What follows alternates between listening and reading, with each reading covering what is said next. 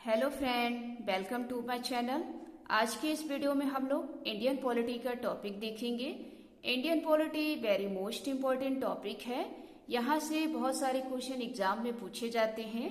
तो आज की इस वीडियो में हमारा टॉपिक है सुप्रीम कोर्ट और हाई कोर्ट। सुप्रीम कोर्ट और हाई कोर्ट में क्या अंतर है, किस तरीके के जीके के क्वेश्चन बनते हैं, यहाँ पर हम लोग ये देखेंगे। तो आइए जरा देखते हैं। यहाँ देखेंगे सर्वोच्च न्यायालय यानी कि सुप्रीम कोर्ट, उच्च न्यायालय यानी कि हाई कोर्ट। सर्वोच्च न्यायालय का अगर भाग देखेंगे संविधान के, तो ये भाग 5 में है और इसका अनुच्छेद 124 से लेकर 147 तक है। वहीं उच्च न्यायालय को देखेंगे तो भाग 6 में है और इसका अनुच्छेद दोस्तों 214 से लेकर 332 तक है। ये क्वेश्चन पूछा भी गया है, तो आप नोट करेंगे। सर्वोच्च न्यायालय दोस्तों भारत का सबसे बड़ा न्यायालय है। वही आप उच्च न्यायालय देखेंगे तो ये राज्य का सबसे बड़ा न्यायालय है, क्योंकि उच्च न्यायालय राज्य का होता है। भारत में एक है सर्वोच्च न्यायालय दोस्तों, पूरे भारत में एक है। वही आप देखेंगे तो उच्च न्यायालय दोस्तों भारत में 25 है। वर्तमान संख्या दोस्तों 25 है, इसको भी नोट करना है। न्यायाधीशों की संख्या निर्धारित है दोस्तों। सर्वोच्च न्यायालय में न्यायाधीशों की संख्या निर्धारित है।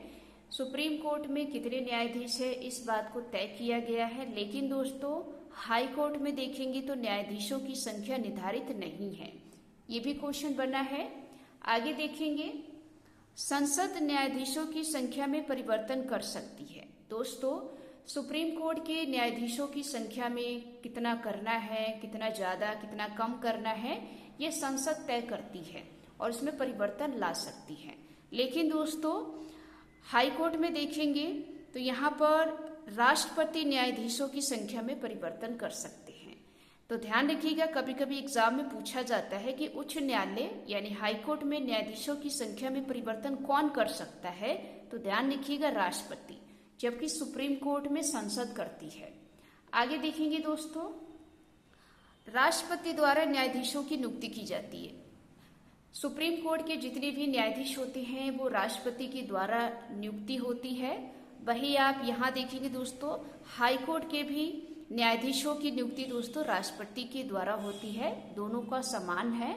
वही आप कार्यकाल देखेंगे तो सुप्रीम कोर्ट का कार्यकाल 65 वर्ष की आयु तक है, जबकि दोस्तों हाई कोर्ट का कार्यकाल 62 वर्ष की आयु तक है। पहले हाई कोर्ट का 60 वर्ष हुआ करता था, लेकिन अब वर्तमान में इनका कार्यकाल देखेंगे तो 62 वर्ष की आयु तक है।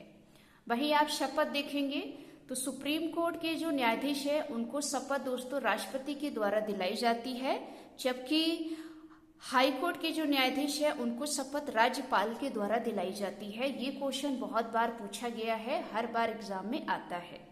आगे देखेंगे वेतन भत्ते पेंशन।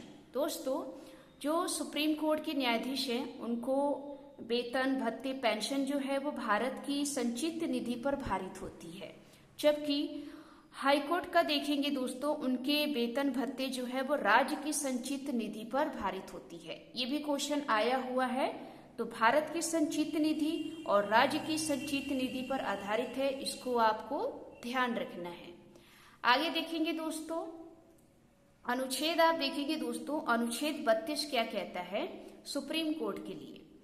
सुप्रीम कोर्ट अनुच्छेद 32 के तहत केवल मौलिक अधिकारों से संबंधित रीट जारी कर सकता है।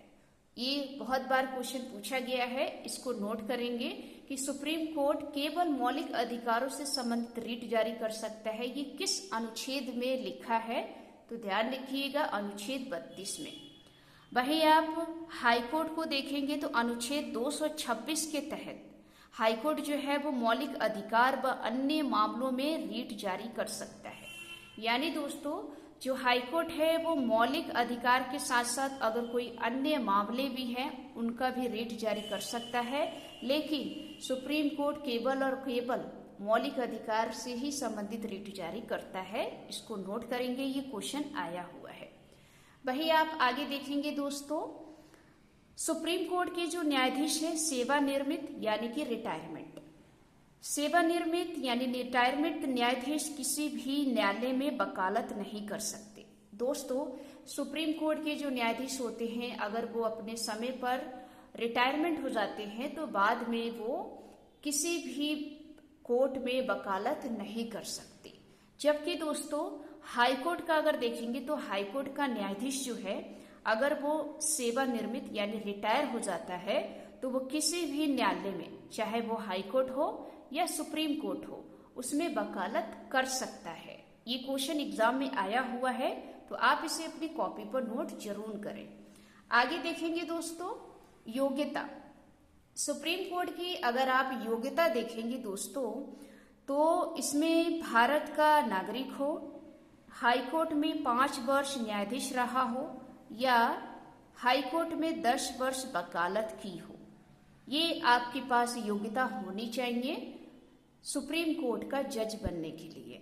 ठीक है दोस्तों। वही आप हाई कोर्ट में देखेंगे तो भारत का नागरिक हो, भारत में 10 वर्ष न्यायिक कार्य का अनुभव हो, यानी कि आपको न्याय से संबंधित 10 वर्ष का एक्सपीरियंस होना चाहिए, तो ही आप हाई कोर्ट के न्यायाधीश बन सकते हैं।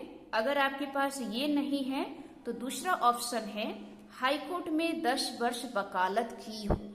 ठीक है दोस्तों, मतलब उसने वकालत 10 सालों तक किया हो। तो ये दोस्तों हाई कोर्ट सुप्रीम कोर्ट में क्या अंतर था, यहाँ से जीके के क्वेश्चन बहुत पूछे जाते हैं। वेरी मोस्ट इम्पोर्टेंट टॉपिक है, आप अपनी कॉपी पर नोट्स जरूर करें। तो आपको ये वीडियो कैसी लगी? अगर अच्छी लगी हो तो वीडियो को लाइक करें, चैनल को सब्सक्राइब करें। मिलते हैं एक नेक्स्ट टॉपिक में। जय हिंद, जय भारत।